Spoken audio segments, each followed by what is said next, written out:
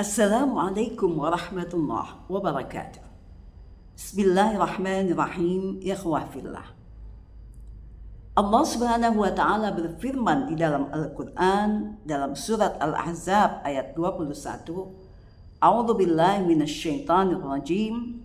Laqad kana lakum fi Rasulillahi uswatun hasanah liman kana yarjullaha wal yawmal akhir wa dzakarallaha katsira. Shadaqallahul azim. Sesungguhnya untuk engkau Nabi Muhammad adalah sebagai contoh teladan yang baik bagi orang-orang yang mengharapkan akhirat dan juga orang-orang yang banyak mengingat Allah. Kemudian dalam surat lain, dalam surat Saba ayat 28, Allah Subhanahu wa taala juga berfirman, "Wa ma arsalnaka illa kafatan lin-nasi basyiran wa nadhira walakinna aktsaran nasi la ya'lamun." Shadaqallahul azim. Sesungguhnya aku telah mengutus engkau wahai Muhammad untuk banyak manusia, akan tetapi banyak mereka yang tidak mengetahuinya.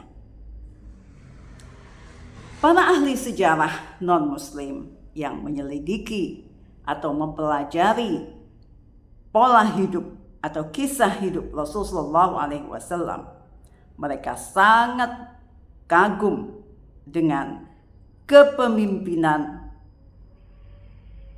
atau leadership yang terdapat pada diri beliau. Malah ada di antaranya yang berkesimpulan bahwa tidak pernah ditemukan dalam sejarah seorang juru berubah yang begitu besar seperti Rasulullah Sallallahu Alaihi Wasallam. Bahkan ketika kita memperhatikan atau mengamati sifat-sifat mulia, sifat-sifat kepemimpinan yang dimiliki oleh Rasulullah SAW, di antaranya beliau adalah seorang pemimpin yang meletakkan sendi-sendi perdamaian. Ajaran-ajaran yang dikembangkan oleh Rasulullah SAW meletakkan sendi-sendi keagamaan dan kerukunan dalam masyarakat. Beliau bertujuan menciptakan perdamaian di tengah masyarakat, perdamaian yang abadi, dengan mempersatukan tujuan hidup dan akidah mereka. Beliau berusaha mempertemukan hati dengan hati, jiwa dengan jiwa.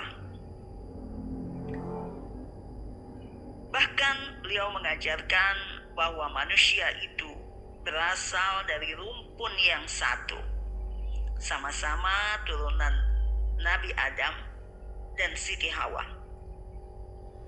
Sehingga seharusnya lah hidup manusia itu bersaudara, rukun, damai, saling bantu, bagaikan bangunan rumah yang saling kuat menguatkan antara satu dengan bagian-bagian yang lain. Bahkan beliau mengajarkan kepada kita agar tidak boleh ada diskriminasi karena perbedaan apapun, apakah itu perbedaan strata sosial, turunan, dan sebagainya. Semua orang memiliki kedudukan yang sama, mempunyai hak dan kewajiban yang sama. Bahkan Rasulullah SAW kepada orang-orang yang menganut agama non-muslim pun beliau memberikan toleransi yang besar, kebebasan dan kelonggaran. Mereka tidak ditekan, tidak dipaksa, selama mereka pun tidak melakukan kekerasan terhadap umat Islam. Rasulullah SAW ketika ditanya oleh seorang sahabatnya, "Ya Rasulullah, madin?" Maka Rasulullah lalu menjawab, "Husnul khuluq." Yaitu ketika sahabat bertanya, "Ya Rasulullah, apakah yang dimaksud dengan agama?" Maka Rasulullah menjawab, yang dimaksud dengan agama itu adalah perilaku atau akhlak yang baik. Sahabat yang bertanya itu bergeser ke sisi kanan Rasulullah, lalu bertanya dengan pertanyaan yang sama. Nabi pun menjawab dengan jawaban yang sama. Sahabat itu pun bergeser ke sisi kiri Rasulullah dan bertanya dengan pertanyaan yang sama. Dan Rasulullah pun mengulangi dengan jawaban yang sama. Ini tentu saja menekankan bahwa jika kita menghayati agama yang kita anut, maka itu semua tercermin dengan perilaku kita, yaitu perilaku atau akhlak budi pekerti yang baik, sebagaimana yang dicontohkan oleh Rasulullah SAW. Banyak sekali sifat-sifat mulia beliau yang tidak mungkin kita bahas di video yang singkat ini. Di antaranya, beliau adalah seorang pemaaf terhadap musuh-musuhnya. Sebagaimana dikisahkan pada satu waktu, ada 2 orang laki-laki yang berusaha membunuh Rasulullah SAW. Dalam perjalanan untuk menuju ke tempat Rasulullah, tempat beliau sedang berkumpul dengan para sahabatnya, laki-laki ini meletakkan racun di pedangnya, di ujung pedangnya, dengan tujuan untuk membunuh Rasulullah SAW. Sebelum laki-laki ini tiba ke tempat Rasulullah dan bertemu dengan beliau, Allah sudah menurunkan wahyu kepada Nabi Muhammad. Allah sudah membisikkan kepada Rasulullah, memberikan ilham kepada Rasulullah atau petunjuk bahwa akan ada laki-laki yang berniat membunuhnya. Maka setibanya laki-laki itu berhadapan dengan Rasulullah SAW, Rasulullah lalu berkata kepada keduanya, "Kalian berdua datang ke sini untuk membunuhku, bukan?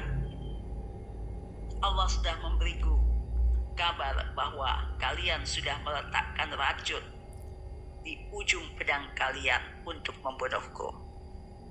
Tapi aku maafkan. Pergilah kalian dengan aman dari tempat ini." Para sahabat merasa geram kepada orang itu dan minta izin kepada Rasulullah untuk membunuhnya. Namun Rasulullah melarangnya.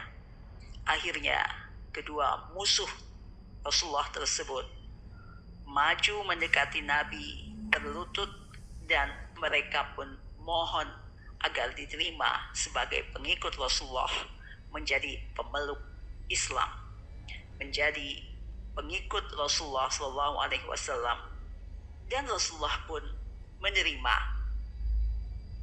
kehadiran kedua laki-laki tersebut dan menjadikannya sebagai pengikutnya.